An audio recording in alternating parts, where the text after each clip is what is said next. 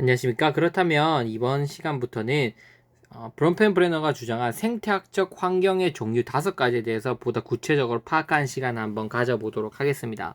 앞서 말씀드렸던 것처럼 생태학적 환경이라는 것은 개인이나 유기체가 경험하고 있는 것 혹은 직접 간접적으로 연결되어 있는 모든 환경을 생태학적 환경이라고 볼 수 있어요. 여러분들 주위에서 여러분들이 경험하고 있는 것 그리고 혹은 직접적으로 간접적으로 연결되어 있는 모든 것들을 여러분에게 환경이라고 볼 수 있어요.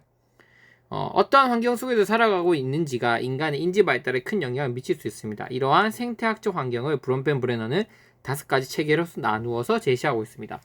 뭐 여러분들 여기 중앙에 놓이겠죠? 이렇게 여러분들 중앙에게 직접적인 영향을 미치고 있는 것을 미시체계라고 하고, 미시체계 종류에 뭐가 있습니까? 가족, 학교, 또래, 이웃, 유치원, 교회, 내가 교회 다니면 교회겠죠. 건강 서비스 이런 여러 가지가 우리에게 직접적인 영향을 미치는 미시체계다. 그럼 중간 체계는 뭐냐? 미시체계 간의 연관인 거예요. 가족과 학교 간의 연계, 학교와 또 또래 친구들과 연계, 그 다음에 이 학교가 또 이웃과 연계, 이렇게 미시체계들을 연합시킨 거를 중간체계라 그러는 거예요.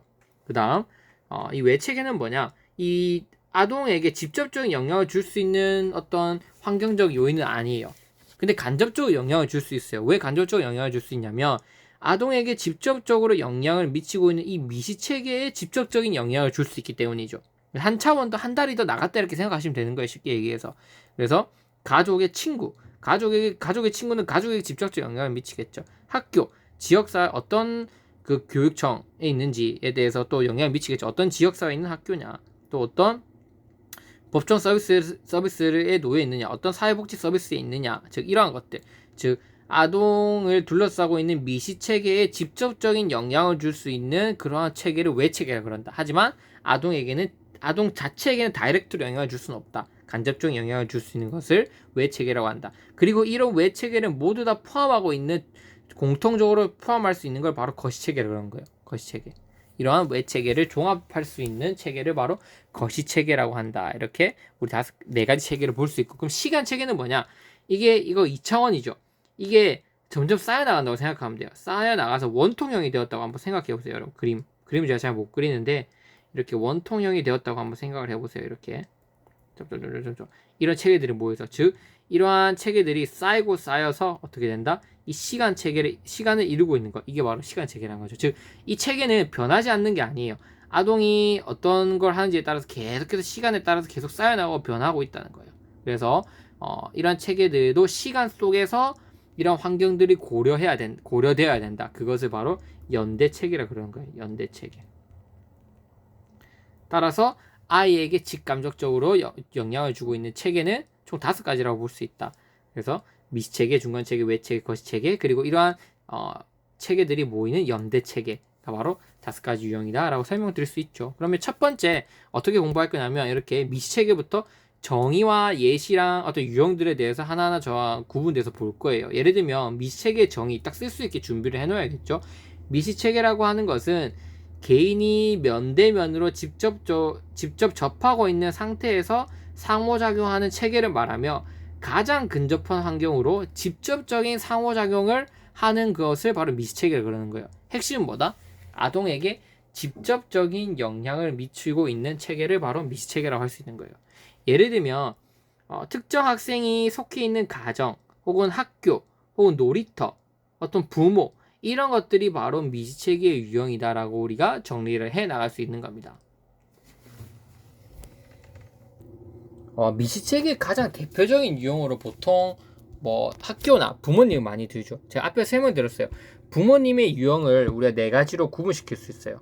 이 미시체계에 따르면 권위가 있는 유형이냐, 아니면 권위주의적이냐, 아니면 허용적이냐, 무관심하냐. 즉 부모님이 어떠한 유형을 가지는지에 따라서 아동의 어떤 성격 발달이나 인지 발달에 직접적인 영향을 미칠 수 있다는 거예요. 예를 들면 권위 있는 유형은 뭐냐면, 앞에서 말씀드렸던 것처럼 자녀에게 뭔가 강요를 하는 거 맞아요. 이렇게 해야 되고 저렇게 해야 되는 거 맞다. 하지만 그것을 얘기할 때 세심하고 배려 있으면서 규칙에 대해서 이유를 설명해주고 또 일관성 있게 적용해주는 거고 또 기대를 해주는 거예요. 이런 부모님을 권위 있는 부모라고 그럽니다. 그런데 이런 부모님 밑에서 자란 아동의 성격을 대체적으로 보자면 자기 존중감이 좀 높고 확신이 있고 도전적이고 또 성공적인 경향을 좀 많이 보인다는 거죠. 그래서 이렇게 아동에게 직접적으로 미치는 영향 매우 중요하겠죠. 이거 부모님이 이런 체계를 바로 미시체계다라고 설명할 수 있는 겁니다. 그 다음 권위주의적인 부모님 어떤 유형이냐면 자녀가 압력에 순응하도록 요구합니다.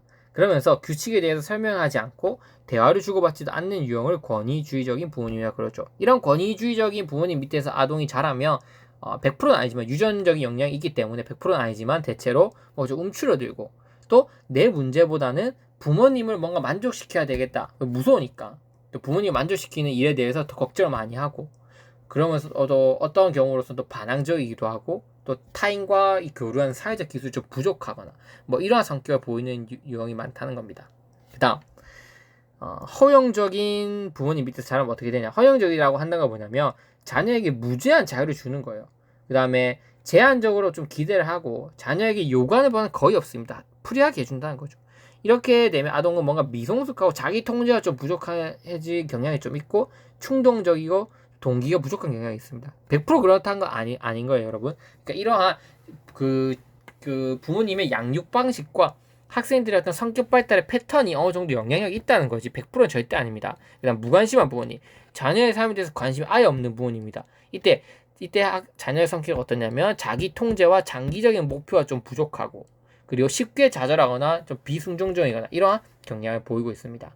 그래서 이러한 부분들을 통해서 예시 한두 가지 정도 준비해 두시고 그리고 미시체계의 정의 이 부분을 암기하시면 이 정도만 하시면 되고 꼭 이 네 가지 유형을 다 분류해서 외워야 되냐 그건 아니라고 봅니다 저는. 근데 이러한 부모님 밑에서는 이러한 자녀의 성격이 형성될 수 있던 패턴이 있다는 걸 예시를 통해서 쓸 수 있는 정도만 여러분들 준비해 놓고 정의를 보다 완벽하게 적어줄 수 있는 게 중요하다 이렇게 설명을 드릴 수 있습니다. 그럼 그 다음 강의에서는 중간 체계에 대해서 한번 설명을 드리도록 하겠습니다. 중간 체계가 더 중요하겠죠. 그래서 다음 강의도 꼭 시청해 주시면 감사하겠습니다. 네, 이상입니다.